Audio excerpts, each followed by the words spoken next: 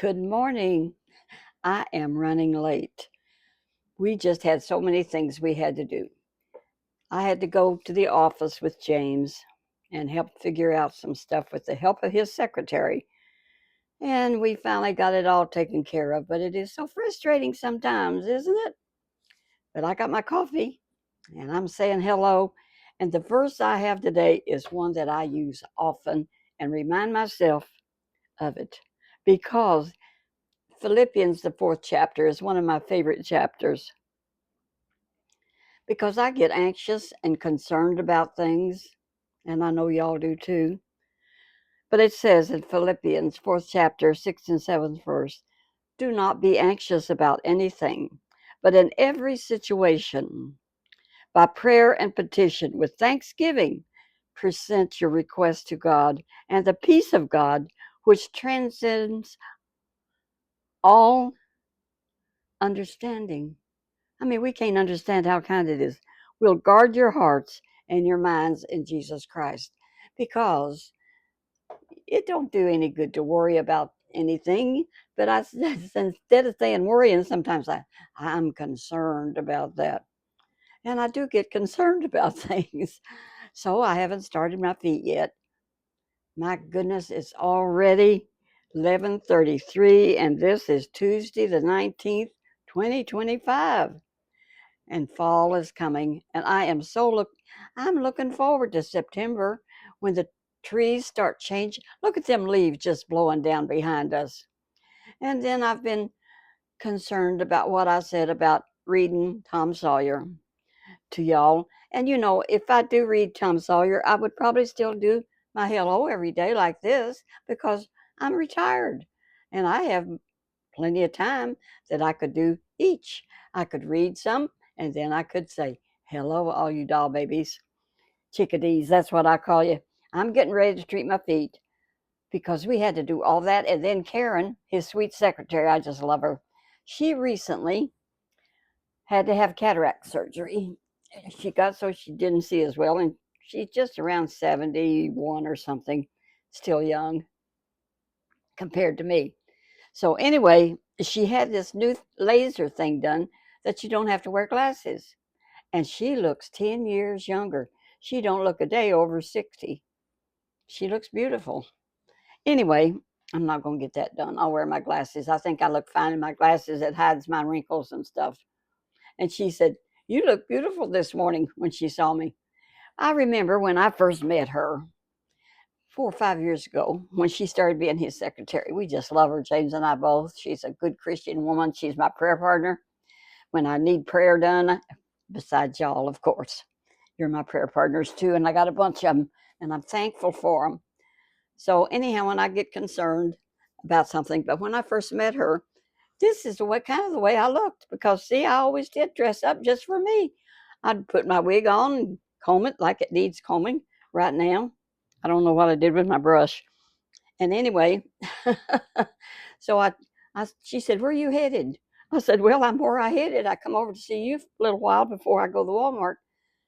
I said, I look like this all the time. I wear flowers in my hair." And she said, "But all that makeup." I said, "I don't have any makeup on." She said that this morning. She said, "You look so good this morning. Of course, your makeup is so good." I said, "I don't wear any makeup. I wear lipstick. Is that makeup?" I guess it is. But as far as makeup, I don't wear any. I do put the shiny stuff on my cheeks sometimes. But I hadn't done it this morning. I put it on now before I talk to y'all.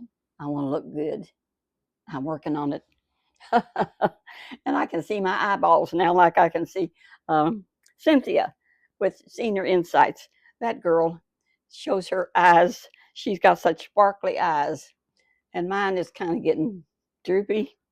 But I don't have cataracts. I think probably I have cataracts, but they've not grown to the size to be removed yet.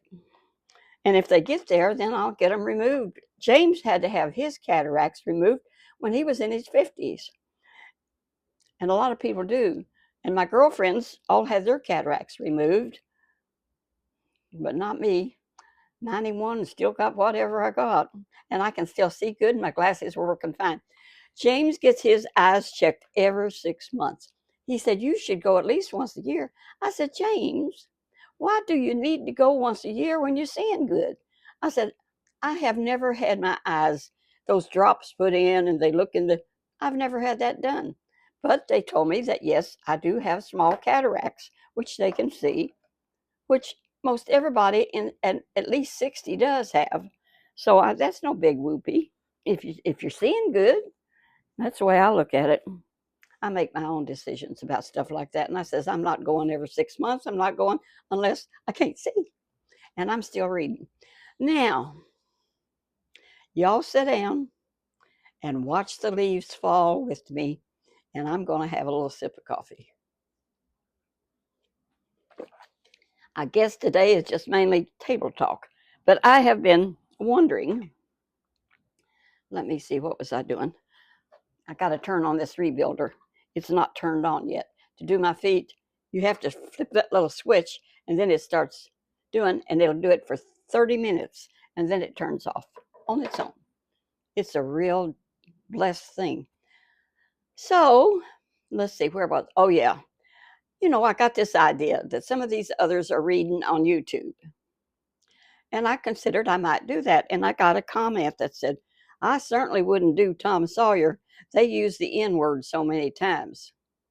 I said, well, isn't there a substitution for that? I mean, can't you say black boy?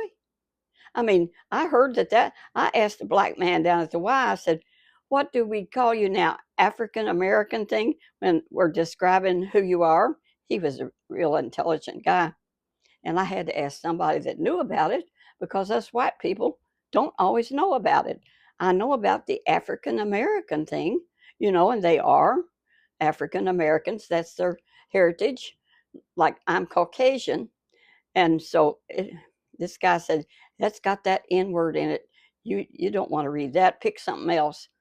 Well, I thought, I'm the one telling the story. And I can say, cute little black boy or black boy, whatever. You don't have to use that N word because I'm the one telling the story and I'll tell it my way. I'm a grandma. Grandmas change their stories all the time if they want to, and other people do too. There used to be on TV that they would tell a story to somebody and then they had to pass it on to the next one to tell the same story the way they heard it. And by the time it got all the way in the circle, you couldn't recognize it was the same story. That might happen with Tom Sawyer. Who do you don't know a time I get doing my translation of it, because there's many translations of the Bible, but I think most of them are correct. But if I do Tom Sawyer, I'm going to do it my way. I'll do it the way I want to. And I can say, instead of saying spectacles, which I can't hardly say because I was reading it some yesterday, just practicing, have a little fun. And if I don't have fun, I'm not going to fool with it. And that's a fact, Jack. I always say that. If I can't enjoy what I'm doing, why fool with it? I might stop in mid-turn, who knows? But I think you should be able to enjoy it. So I might read, there goes that again. Let's fix it. I think we can fix it. Here we go. Gonna fix it. Oh, there we go. That didn't take long, did it? But I was reading Tom Sawyer, and it's really a good story. And I liked it when I was young, and I didn't think nothing about it. When I was a little girl, nobody thought about saying the N word the way it is, but we was polite when I was a girl, and we pronounced it NEGRO. And we didn't have black people or African American or other ways.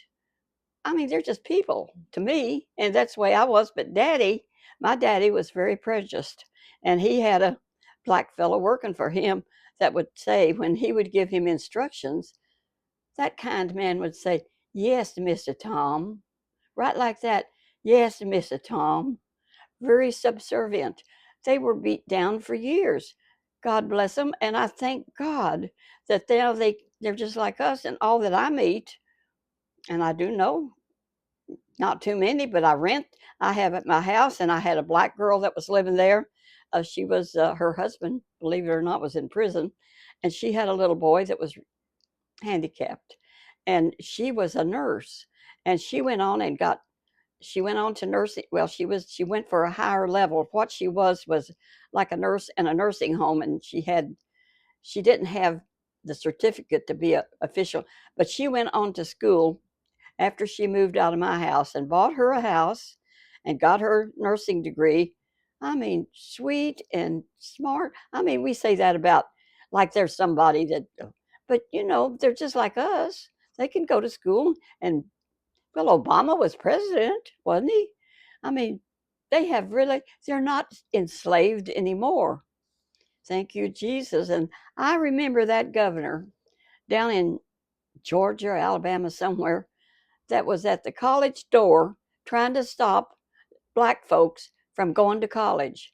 I thought years ago, and I saw that on TV, I thought, that is so horrible. Why would I don't understand. I don't understand. And I was a lot younger. I mean, I was probably in my 20s or maybe early 30s when I saw that on TV. And it was all over the TV how he was trying to stop him from going to college. I don't know what happened to him, but Bible says, "Be not deceived. God is not mocked. Whatsoever a man sows, that shall he also reap." So I don't know what kind of death he had, but if he don't reap it in this life, he'll reap it in the next if he don't make it right with the Lord. That's just the way it goes. You better make it right, mister. I don't know if you did or not. Oh my. Well, here I go preaching. It's just my nature, children. But anyway, uh, I can't hardly say spectacles. And I was reading it yesterday, and then I played it back, and I saw I couldn't say. I says I can say glasses or bifocals or whatever, and a substitute a word as long as it's the same thing, you know. So it shouldn't be a problem. So young fella that was worried about it, don't worry. I'm not going to say that word. I'm not going to read it like it's written. I will give my interpretation, and it ought to be good because I remember some of it, not a whole lot, but I think I'm going to enjoy reading it. But you know what I had to do? I went to the library and I wanted a large print copy because the copy I got from the library, and I checked it out. There it is, Tom Sawyer, and it's got pictures in it. See that? And anyway, look how small this print is. Well, that's bigger there, but I don't see it that good. So I ordered me a large print, Tom Sawyer. And I like Huckleberry Finn, and you can get a large print, and it'll be here tomorrow. I may practice reading some more today because you know what I did? They have it at my Libby, on my Libby iPad. And so I can put it on my iPad and read it from there, and it's big. But I don't know how I can keep notifications and stuff off of my iPad. But I was reading and practicing, and there are words that I'm going to substitute everyday language for. So it should be fun. Should be fun. And if it's not fun, I'll say, you know what? I changed my mind because a woman can change her mind, what, in 1 second, 2 seconds, sometimes fast. Now, what does that say? Injun Joe. There was an Injun Joe, and they just called him Injun Joe. Two victims. I don't remember it too well, so we'll just rediscover it together. And they got pictures all through it. Now, the copy I'm getting, I don't know if it'll be sufficient or not. If not, then I will figure out a way that I can do it on my other iPad because I've already got it downloaded there. And if I can figure that out, I won't need the large print. But I thought I'd like to keep one on hand and just have it. And it will take, if I read that book, I had read that you could get, I mean, if you want to hear it, it's in audio on Libby, if you know what that is. And that's where you check books out of your library. And they got an audio copy, and I could listen to that if I wanted to. But I just want to have some fun. And I think some of the girls that are doing that, like Grandma Chit Chat with Granny Pat, reading the stuff that she read, and then Life with Debbie in Kentucky. Kentucky Life with Debbie. Uh, she's reading Anne of Green Gables, and she's enjoying it because she had never read it. And I so I listen to it too when I'm cooking. And today I'm going to cook chicken wings. And I also took a ham out of the freezer that was on sale. I mean, a good sized ham for $5. And it's not a spiral ham, it's one that you cook the whole thing. And sometimes they turn out really good.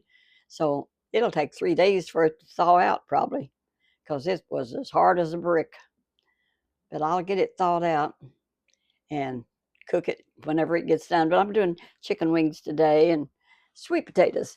I got these nice sweet potatoes out at Aldi's, and we had some last night for supper, and I fixed James one yesterday for lunch. And what I do is I bake them in the microwave, and to do two of them, it takes about 5-6 minutes. And then you take them out, and you know how you smash a potato to make them soft inside. That's what you do with any potato you bake. So I smash the sweet potatoes, slap it on the counter, and then take a knife and cut it in two, put the butter and a little brown sugar on it. You can't beat that with a stick. Honestly, it's delicious. So we had one for supper last night, along with the salad. And let's see, the beef liver. I had cooked enough beef liver to have for supper. And you know what I had for breakfast this morning? I had beef liver, and it was good. I'm staying strong. I tell you, liver is, I might ought to be taking iron. I don't know, but I guess the chicken livers and the beef liver that I've been eating, because I feel pretty good. Thank you, Jesus. And I say that all the time. Lord, I praise you for my good health and how you do nature and how you make the world so beautiful for us. And if you make it, Lord, that beautiful, I talk to him all the time too. I really do. If he makes it that beautiful for us while we're down here, it says, eye has not seen, ear has not heard what he has prepared for us in eternity.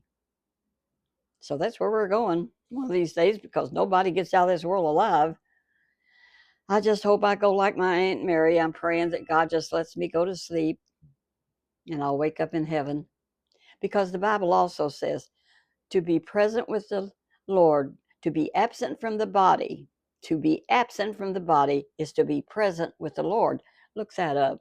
I could look it up, but all you have to do is put it on your phone and it'll show you where it's at. We all got these things, and they're so handy. And I Google a lot of stuff.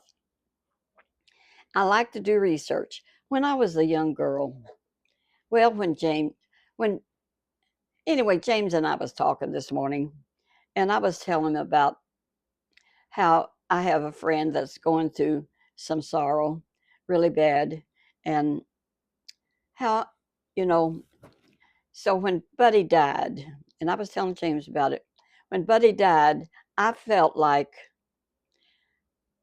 I was I was sick. I was not well. I was empty. I was lost. I was lost without Buddy, because we was together 24/7 for 14 years.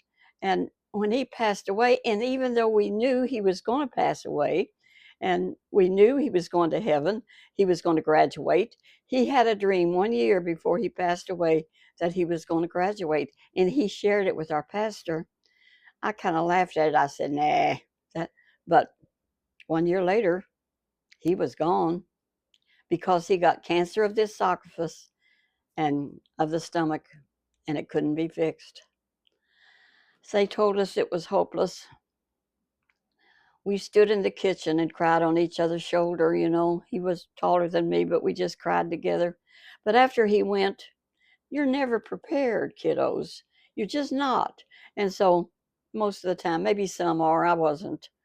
I know that for sure. So when he finally passed away 6 months after we got the diagnosis, and the doctor had told my son-in-law that he has 6 months, and he was in the service, and he had to be deployed. So Karen, and she had 3 kids, and they needed to move somewhere in a safe place, and he wanted Karen, my daughter, one of the twins, his wife, because when the husbands get deployed, he was a chaplain in the Air Force, and he had to go to Korea for 1 year to a base over there and serve there. And you do whatever they say when you're in the service. Also, he was chaplain of the Joint Chiefs of Staff in D.C. 1 year, and I went up and visited him when he was doing that, and he showed me everything. It was so interesting. He showed me where the bomb, where that 2011 when that one building was destroyed. He just showed me everything, and we went out and ate and had seafood, and it cost $32 each. And wow, they treated me like a queen. I drove up there by myself. All the way from here took 6 hours, and I had a good time. I've been having a lot of good times. So I decided after Buddy died that I would go to get. Well, they had offered me grief counseling. I said yes. Send someone, and so they did, to come to your home and to counsel with you. So they sent this, and I was telling James, they sent this 27-year-old young woman, college educated, on grief. So she sat there and she was asking me questions and stuff and talking to me. And I said, honey, let me fix this right quick. We'll fix it. Hang on. I'll smile at you till we get her done, okay? Where is it at? It's over here somewhere. We keep trying. Where did it go? I don't know. We certainly don't want some of those politicians. Let's go down here. Well, y'all just hang on. I want to tell you about my little girl that was trying to counsel me, and she couldn't do it. Well, where is that? Let me see. Well, here, I'm going to get it. That's Grandma Chit Chat with Granny Pat. And hey, I'm getting a lot of people.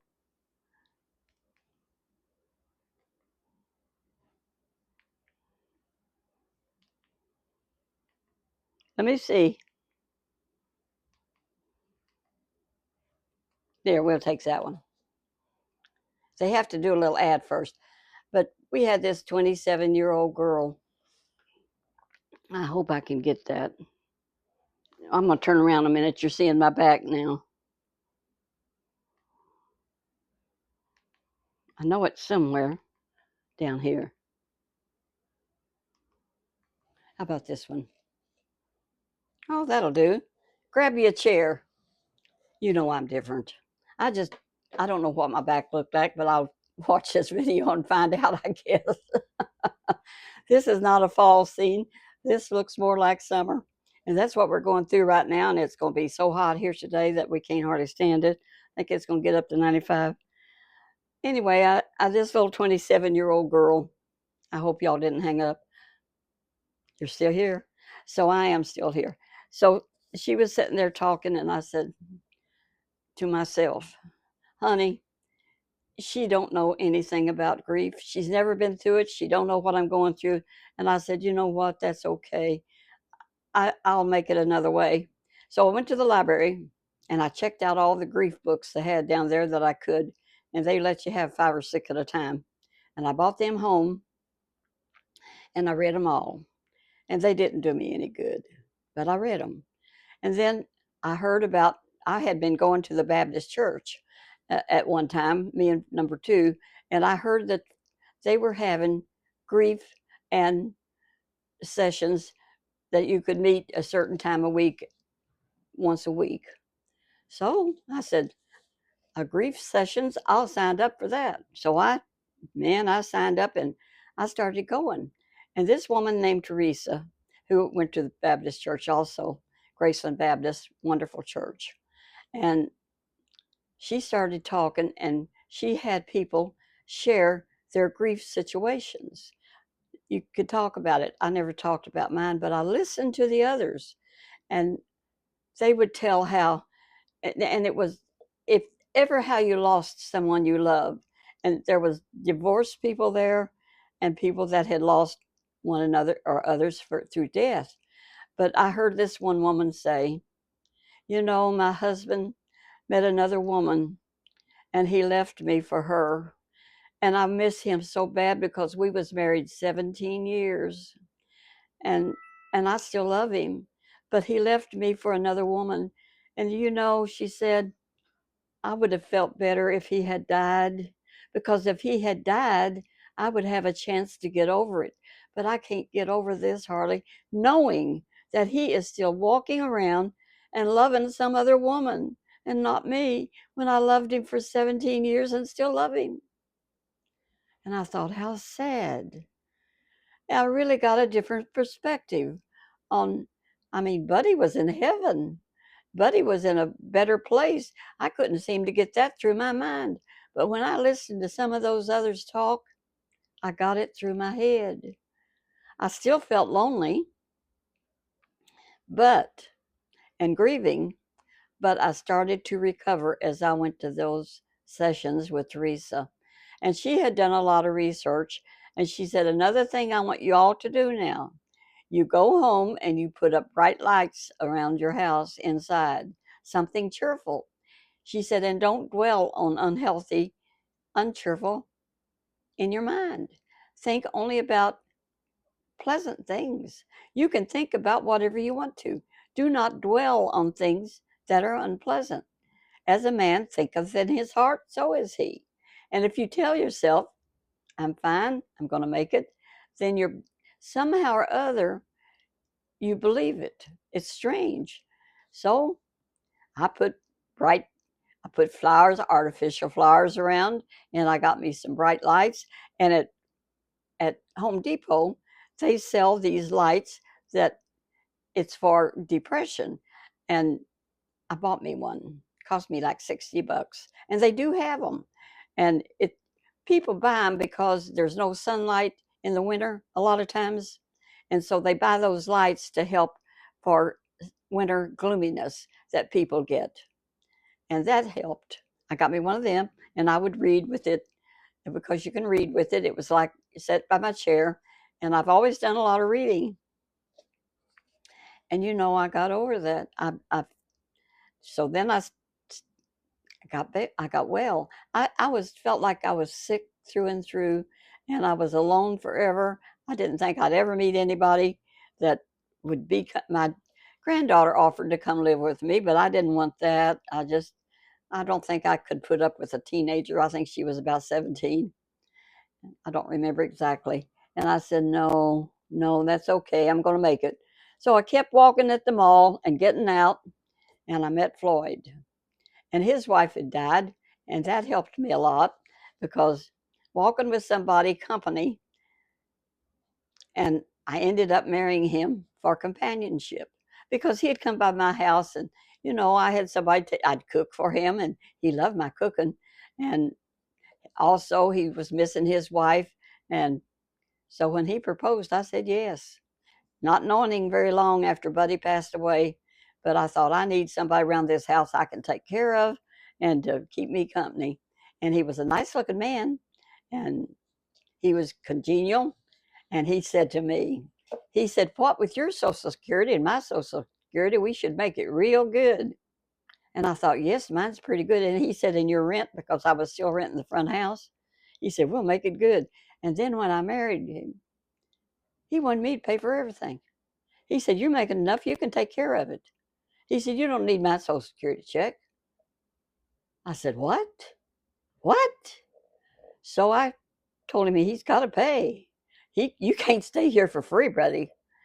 I put my foot down. I told him, I said, if you don't pay half of everything and buy all the food, I don't cook, and you can move out. You can, because he kept his house out in the country, a 3-bedroom little old house that it wasn't much, but he had 3 acres and he had to mow it all the time. And he had a big Cub Cadet mower out there, which he was too tight to buy batteries for. That's the truth. Because I would ride him out there, I would drive him out there in my car, and he had a car. And I would drive him out there, and we would use my car to jump his big old mower, his Cub Cadet. I thought, how much does a battery cost? But he was so tight that he almost squeaked when he walked. He couldn't help it. That's just the way he was. And so when he didn't want to pay anything, his daughter got on him good. She said, Daddy, she's your wife. You have to take care of her too, just like you did Mama. You're a married man now, Daddy. So he shaped up a whole lot. She really helped me there because I couldn't believe he wasn't going to help with. He didn't want to pay on the lights, the water bill, the sewer bill, the phone bill, nothing. But she helped me get that fixed. And then when he passed away, he had a lot of money he had hid and had in their names, and he didn't leave me anything. And the house was in their names that he had out there, and I didn't care about any of that. And they called me and they said, "Well, what about the Cub Cadet? Do you want that?" And I said, "No, I don't want no Cub Cadet. That you take it all. I don't want any of it." And I told them that I don't want anything. And they said, "Are you sure?" And I said, "Yeah, I'm sure. I'm doing okay. I'm doing fine. The Lord's taking care of me, and I'm going to make it." And I was. I was making it good. Well, a month or two later, they called me up, and I've told this before.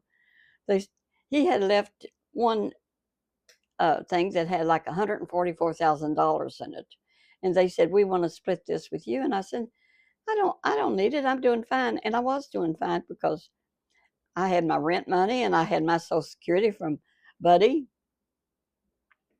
And they said, "But we insist that you take $45,000. We're splitting it three ways." I said, "Nah, no, you all go ahead and use it."